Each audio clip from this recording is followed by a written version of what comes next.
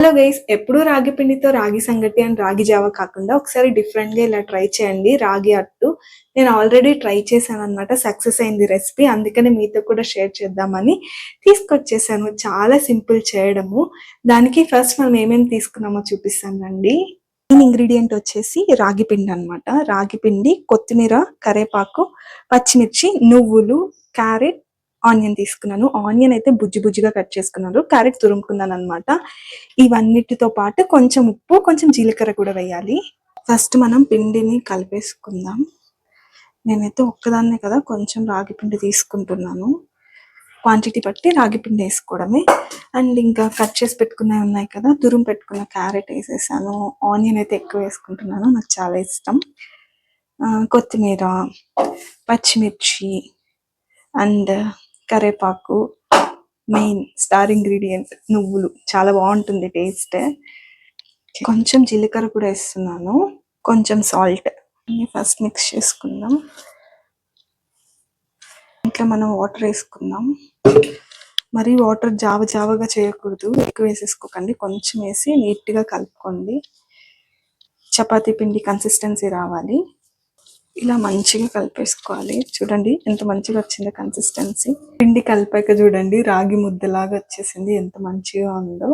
ఇంకా పిండి కలిపేసుకున్నాం కదా, మంచిగా చిన్న చిన్న రొట్టెలు చేసేసుకుందాం. నేనైతే రొట్టెలు నొక్కడానికి కర్డ్ ప్యాకెట్ వాడుతున్నాను అనమాట.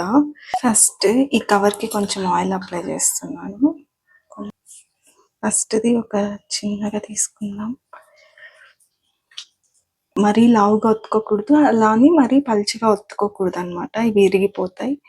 సో నేనైతే మీడియం సైజులో ఒత్తుతున్నాను అండ్ చాలా చిన్నవి చేస్తున్నాను అనమాట. పాన్ అయితే కొంచెం హీట్ అయింది, దాని మీద కొంచెం ఆయిల్ వేస్తున్నాను. కొంచెం ఇరిగినట్టుంటే మనం చేత్తో ఇలా అనుకోవచ్చు, ఏం కాదు, సెట్ అయిపోతాయి. హౌ ఇట్స్ లుక్ చూసారా, ఎంత కలర్ఫుల్గా, అంత ఎమ్మీగా కనిపిస్తుందో. నువ్వులు చూడండి ఎంత మంచిగా కనిపిస్తుందో. మొత్తానికి నా రాగి రొట్టె సక్సెస్ అయింది. కుకింగ్ అలవాటు ఉంటే డైరెక్ట్గా ఇలా పాన్ మీద కూడా ఒత్తుకోవచ్చు, చూపిస్తాను చూడండి. ఇంటికి తడి చేసుకొని ఒత్తుతున్నాను. పర్ఫెక్ట్గా వచ్చిందో. రాగి రొట్టె మరీ పల్చగా రాదు ఎప్పుడు, బికాస్ అది కాక మనం వెజ్జెస్ కూడా యాడ్ చేస్తున్నాం కాబట్టి కొంచెం లావుగానే వస్తుంది, మరీ అంత లావు కాదు, కొంచెం. మంచిగా 2 సైడ్స్ తిప్పుకొని కాల్చుకోవాలన్నమాట. కాలకపోతే మళ్ళీ టేస్ట్ మంచిగా ఉండదు. అండ్ దీంట్లో అన్ని వెజిటేబుల్స్ వేసాం కాబట్టి మనం చట్నీ, కర్రీ కూడా లేకుండా ఉత్తవే తినేయచ్చు. కావాలనే నేను ఎక్కువ వెజిటేబుల్స్ వేసుకున్నాను ఉత్తవి తినడానికి.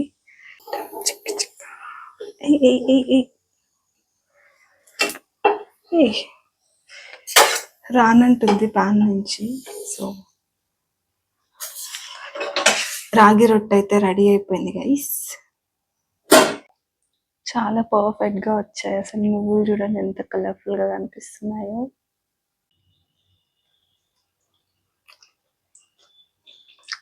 కర్రీ కూడా అవసరం లేదు, అంత బాగున్నాయి, చాలా టేస్టీగా ఉన్నాయి. మీరు కూడా ట్రై చేసేయండి.